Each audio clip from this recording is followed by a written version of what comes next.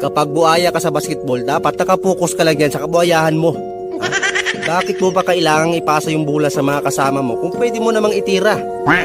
Buhaya ka, di ba? Itira mo na lang. Ha? Kasi yung mindset mo, magaling ka. Yan yung mindset mo eh.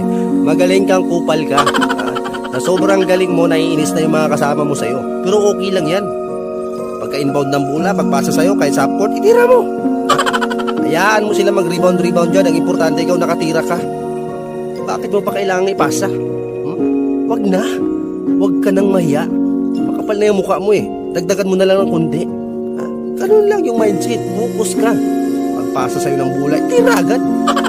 Wag mong iisipin na magalit sila sa'yo dahil buhaya ka. Wag ganun. Yung mindset mo dapat, positive ka eh. Ha?